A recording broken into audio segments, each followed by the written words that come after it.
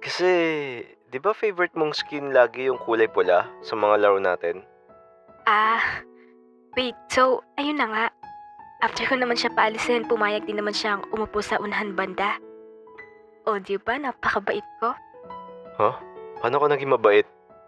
Kasi di ba, pinaupo ko siya sa harapan. Eh di mas kita niyo yung mga sinusulat dun.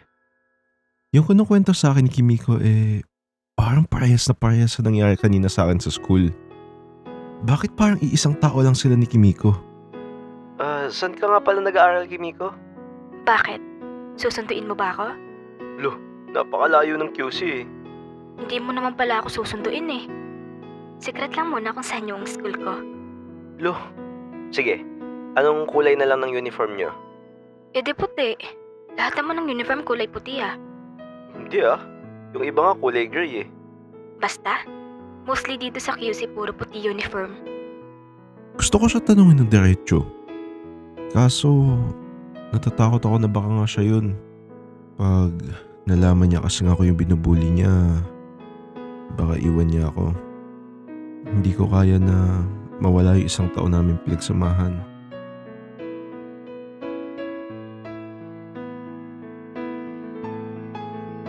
Maaga ako pumasok ngayong araw.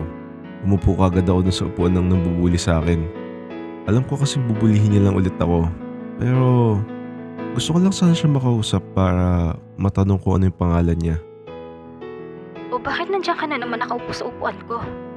Ulyanin ka ba? Ay, sorry po. Medyo malamig lang po kasi dun sa harap kaya umupo lang ako dito saglit. May nagtanong ba kung nalalamig ka dun sa harap? Umalis ka nga dyan. Sige po. Sorry po.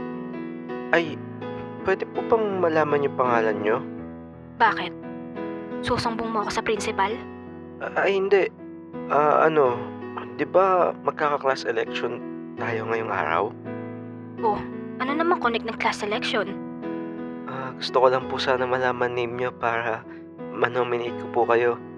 Sinong nagsabing gusto kong manominate? Alam mo bang napaka-hassle ng president or vice president man yan? Tatawag-tawagin ka para sa mga meeting. Di naman bayad. Hindi ko naman po kayo inonominate bilang president eh. Eh ano? Secretary? Muse po. Ha? Muse? Opo, parang kayo lang po kasi yung pinaka-mature dito sa classroom. Kinutungan ba naman ako? Mukhang di effective yung plano ko. Pumunta ka nga dun sa harap. Nawawalan ako ng pasensya sa'yo. Sorry po. Sige po. Since di ko nakuha yung name niya, inantay ko na magkaroon ng class election. Nagbabaka sakali ako na may mag-nominate sa kanya. Kaso, nandun na kami sa part ng treasurer. Wala pa rin nag-nominate sa kanya. Kaya, gumawa na lang ako ng paraan. Okay, tapos na tayo sa treasurer. Sa Muse naman tayo. Open ang nomination para sa Muse natin. Sir. Yes. Mr. Ay shit! Oo nga pala. Pag tinawag ako ni sir sa first name ko, di malalaman niya kagad kung sino ako. Kapag siya nga talaga si Kimiko. Kasuga po, sir. Yes. Mr. Kasuga. Buti na lang di talaga ako tinawag ni sir sa first name ko. Mukhang sa last name ako matatawag buong year Okay, go ahead, Mr. Kasuga. Sino ang nominate mo bilang Muse? Nakatingin lahat ng kaklase ko sa akin. Parang nagkamali yata ako ng desisyon. Sir, I nominate po yung... Ayun. Ano ngayon? Tinuro ko yung babaeng nambuli sa akin since di ko pa naman alam yung name niya. Pero kapag tinawag naman siya ni sir, at least na-confirm ko kung siya ba talaga si Kimiko. Sino dyan? Yung may kulay red po na backpack, sir. Si Miss Aikawa. Wait, Japanese first name niya? First name niya ba yun or last name? Nakaka-stress naman to. Pangalan lang naman kailangan ko. Kailangan pang pahirapan. Opo, siya po. Lahat ng kaklase namin nun biglang nagbulungan. May mali ba ako nagawa?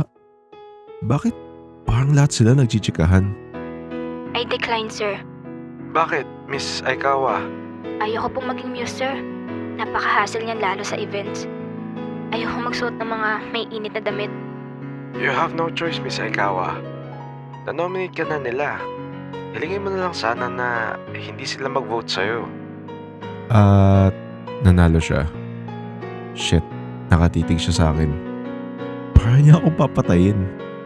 Takot na takot ako nun sa kanya at kinakabahan ako baka matagpuan na lang ako sa tabing kalsada. Hindi, joke. Pero seryoso. Parang napagtripan lang din siya iboto ng iba naming mga klase. Okay, sa escort naman tayo. Open na ang nomination natin for escort. Si Mr. Bida-Bida, sir. Ano yon? Si Kasuga, sir. Ninonominate ko siya bilang escort. Huh? O bakit? Gantihan lang. Sir, ayaw ko po. Mr. Kasuga, as I mentioned earlier, hindi tayo pwede mag-decline sa mga nomination. At nanalo din ako. Ang kulit ng mga klase ko. Nag-trip din ako iboto. Dapat pinili niyo man lang yung maitsura. Mapapahiya tayo nito sa buwan ng wika eh. Okay, class dismissed. Hoy, ano yun? Anong ano? Bakit mo ako ninominate bilang muse? Ninominate mo din naman ako bilang escort ah. Gusto mong stapler ko bibig mo? Diba sinabi ko na sa'yo kanina ayaw kong ng kahit anong position sa classroom? Sorry. Tas ngayon nagsasorry ka? Nantitrip ka ba? Trip mo ba ako? Hindi. Binoto mo akong muse tas di mo ako trip? Ano? Wait, hindi yun yung ibig ko sabihin. Weirdo. Huwag mo na ulit akong kakausapin. At huwag ka na dinuupo dito sa upuan ko. Ayos. Buti na lang di ako kinatongan. Pagkawi ko nung dumiretso kagad ako sa computer ko para tingnan ko nag-chat ba sa akin si Kimiko. Uy, basta school. Kakawi ko lang. Same. Ano, kamusta ka naman? Eto, same as usual. Wala namang ganap sa school namin. Ikaw? Ay, ewan ko ba? May nagboto sa akin ng weirdong bata na gawin akong muse. Ha? Binoto ko din siyang escort para gumante. Wait, binoto mo din siyang escort? I mean, binoto ko siya para gumanti lang. Di naman ako nagwagapuan sa kanya. Gumanti lang ako sa kanya.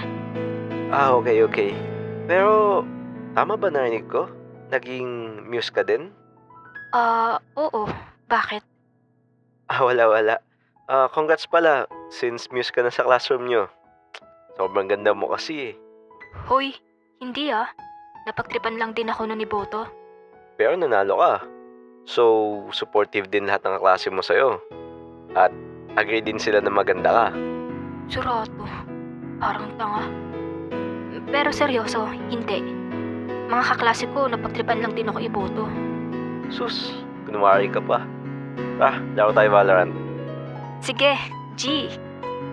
Habang naglalaro kami noon, may naisip akong gawin para malaman kung last name niya ba yung Aikawa. By the way, try naman natin sa Tokyo server. Bakit? Wala lang. Puro Japanese kasi dun eh. Nag-aaral ka ba mag-Japanese? Hindi baliw. Hindi ko lang kasi natry pa dun kahit isang beses. Bakit? Ikaw, marunong ka ba mag-Japanese? Konti lang. Wait nga lang. Japanese ka ba?